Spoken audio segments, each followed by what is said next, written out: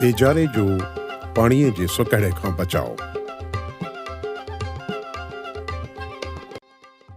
अक्सर भाॼियुनि ऐं मेवनि जी पोख बेजारे ज़रिए थिए थी। बेजारे जी तयारी ऐं सार संभाल निहायती अहम ऐं ध्यान वारो मरहलो थिए थो। बेजारे जी पोखी ऐं वाधवीज तमामु नाज़ुक थिए थी, जंहिंमें नंढड़ी बि ग़लती बेजारे खे ख़त्म करे सघे थी, जंहिंजे नतीजे में न सिर्फ़ बेजारे जी पोखाईअ ते थियल ख़र्च ज़ियान थिए थो, पर वधीक नुक़सानु इहो थिए थो त फ़सल जी पोखीअ जी मुंद निकिरी वञे थी ऐं आबादगार खे तमामु घणो नुक़सानु रसे थो। बेजारे ज़रिए पोखजंदड़ फ़सलुनि में बसर ऐं मिर्च वॾी अहमियत रखनि था। ही ॿई फ़सल सिंध में तमामु घणी एराज़ीअ ते पोखिया वञनि था, लेकिन काफ़ी सालनि खां दरियाई पाणीअ जी खोट हिननि फ़सलुनि खे मुतासिर कयो आहे ऐं ख़ासि तौर ते बेजारे जी तयारीअ वक़्तु पाणीअ जी क़िलत आबादगारनि खे बेहद परेशान करे थी। आबादगारनि इन परेशानी खे घटाइण लाइ सिंध ज़रई तरक़ियाती मंसूबे SAGP जे तरबियतकारनि सां मशवरा करे नवां तरीक़ा ईजाद करे वरिता आहिनि। हूअं बि चयो वेंदो आहे त ज़रूरत ईजाद जी माउ आहे। सिंध ज़रई तरक़ियाती मंसूबे जे तरबियतकारनि जी मैरफ़त मिर्चुनि ऐं बसरनि जा आबादगार मुख़्तलिफ़ क़िस्मनि जा ज़रई औज़ार 70% ताईं रिआयत ते हासिल करे इस्तेमालु करे रहिया आहिनि, जिन मां साई ॼारी ऐं पावर स्प्रेयर बेजारे खे पाणीअ जे सुकड़े वारे नुक़सान खां बचाइण में अहम किरदारु अदा करे रहिया आहिनि।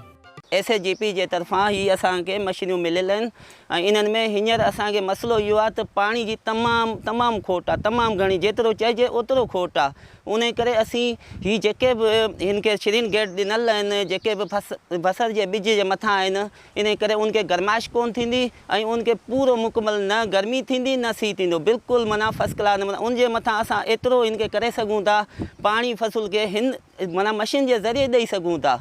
ऐं ग्रीन नेट जे बारे में आऊं तव्हांखे इहो ॿुधाईंदुसि त तमामु बहितरीनु आहे। ऐं जेको बि असीं बसर जो ॿिज आहे, को बि टमाटा आहिनि, छा बि पोखियूं पिया त उन में जे ईअं ख़ाली पोखियूं था गर्मी में हू सड़ी वेंदा ऐं तपिश थींदी सिज जी, ऐं हीउ ॾिनल हूंदो आहे त उनखे सिज जी तपिश कोन थींदी, बिल्कुलु माना उनखे नॉर्मल महसूसु थींदो। बिल्कुलु बसरनि, मिर्चुनि, टमाटे वग़ैरह जे बेजारे खे पोखण खां पोइ साई ॼारीअ सां ढकियो वञे थो त जीअं तेज़ उस ऐं गर्म झोलनि खां बेजारे खे बचाए सघिजे।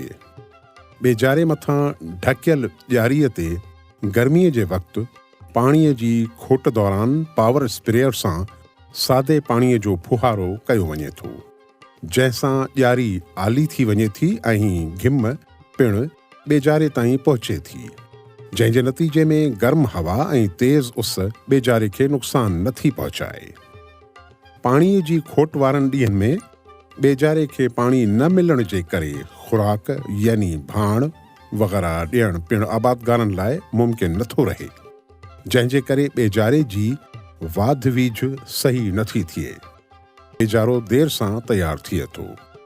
इन मुश्किल खां बचण लाइ आबादगार सिंध ज़रई तरक़ियाती मंसूबे जे तरबियतकारनि जे ॾिनल मशवरनि ते अमल करे बेजारे खे बचाइनि था। Sindh agriculture growth project SA जी तरफ़ां असां हिननि खे बैटरी चार्जेबल स्प्रे मशीनूं ॾिनूं आहिनि। उन में 2-in-1 मशीनूं बि आहिनि।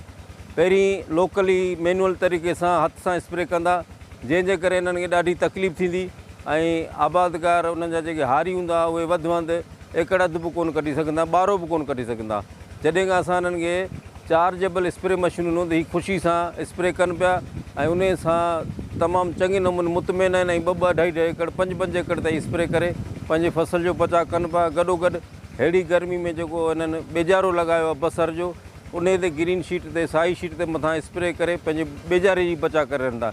इन लाइ हिकु फुहारे जी 20-22 लीटरनि वारी टांकीअ में 50 ग्राम NP भाण विझी चङीअ रीति ॻार ठाहे पावर स्प्रेयर ज़रिए बेजारे मथां फुहारो कयो वञे, जंहिंसां बेजारे खे खुराक बि मिली वेंदी ऐं पाणीअ जो पिणु सहारो थी पवंदो। भाण जे फुहारे जो अमल ॿेजारे में ज़रूरत मुताबिक़ हर हफ़्ते करे सघिजे थो। इन खां अलावा फ़ी टांकी 40 ग्राम यूरिया भाण बि मिलाए फुहारो करे सघिजे थो।